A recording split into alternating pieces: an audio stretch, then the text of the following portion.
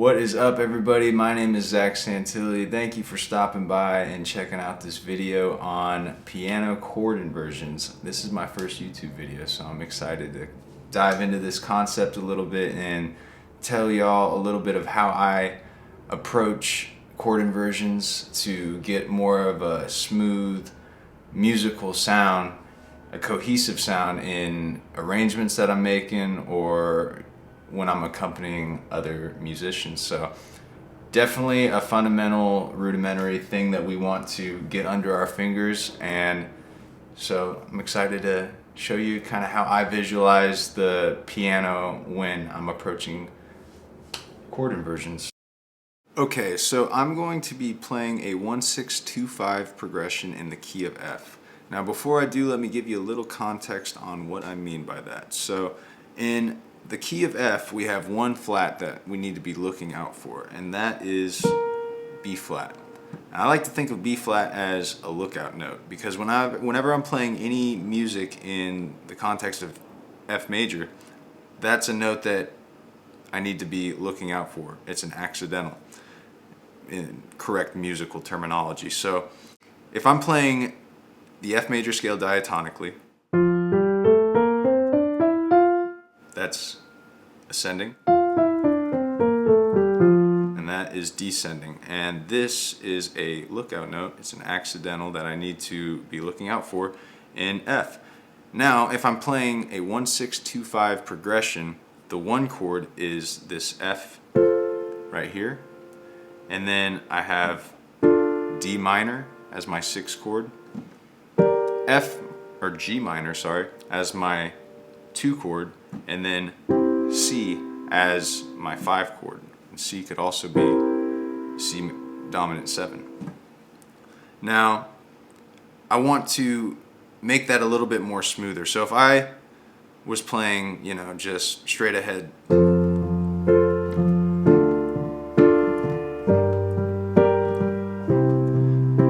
like that works, but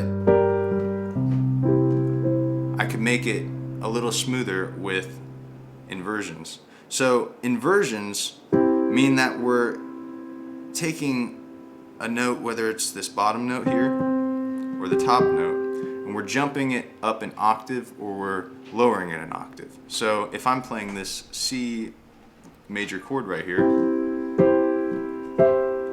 that's me jumping up this bottom note an octave to this C that is an octave higher. So you jump the C, that's first inversion, and I'm taking this E and I'm jumping that up an octave to make a second inversion. So that's what an inversion is, and I think a good way to think about inversions when you're playing is to kind of see this G being pressed down before it actually is. So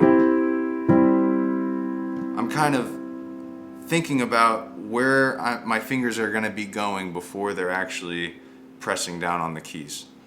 So I have, F, and we could do to D minor, and then I could just move this up one note to this G, and I'm playing a second inversion G minor chord.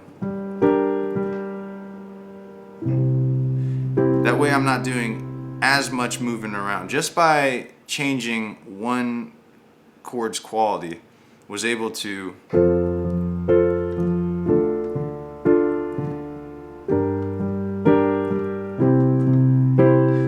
kind of jump up an inversion to add a little bit more rhythmic interest, or maybe that's kind of a melodic idea that you have, and playing around with inversions is a great way to express your melodic ideas. So I could just be messing around like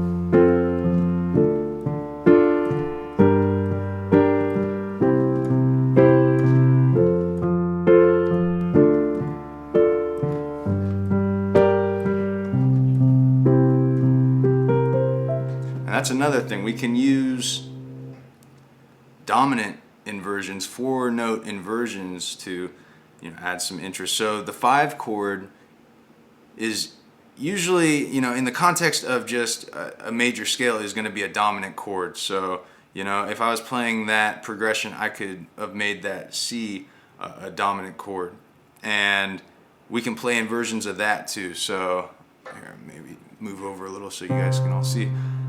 So these are the notes that I have to work with in a C dominant 7. I got C, E, G, I got this B flat right here. And I can invert those where I'm just every time bringing up the bottom note an octave. So bringing up this C an octave, bringing up this E an octave, and then bringing up the G an octave.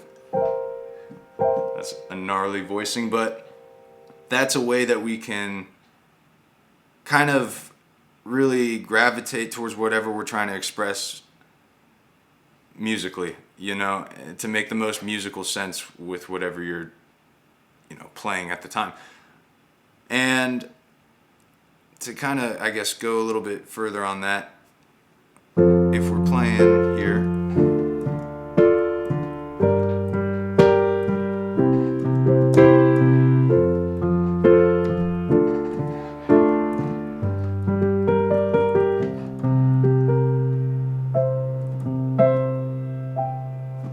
you can kind of just mess around with different options that you have within playing inversions alone, and not really having to think about, oh, am I playing these upper extensions, I'm playing this really gnarly harmonically complex chord.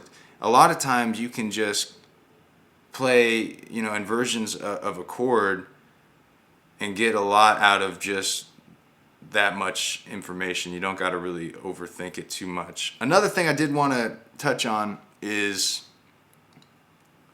really spreading out the voicings a little bit. So let's say for this C7, for example, this C dominant 7, I have that's what a root position C7 would be like. If I'm playing this inversion of a C7, I can play this flat 7 up an octave, and it kind of spreads out the voicing a little bit. So essentially what I'm doing is I'm playing this second inversion C chord with a flat 7 on top, and I'm just approaching it with my hands a little bit differently. That's it for this video, y'all. I appreciate you stopping by my channel and checking out this lesson on piano chord inversions. I hope I was able to demystify or help some of you connect the dots a little bit with this concept and see how we can use inversions to make our voice leading and melodic playing much smoother in whatever context we're playing, whether that's solo piano or if we're playing with a rhythm section accompanying a singer-songwriter. There's a lot of different ways that we can take this concept and make the most out of it. And I really encourage all of y'all to kind of just explore this instrument and how we can visualize before we even play a specific inversion or a melodic idea. And I think for a future video, I want to really go over how to know what flats or sharps are in a specific key, and how to kind of mentally keep track of the order of those flats and sharps.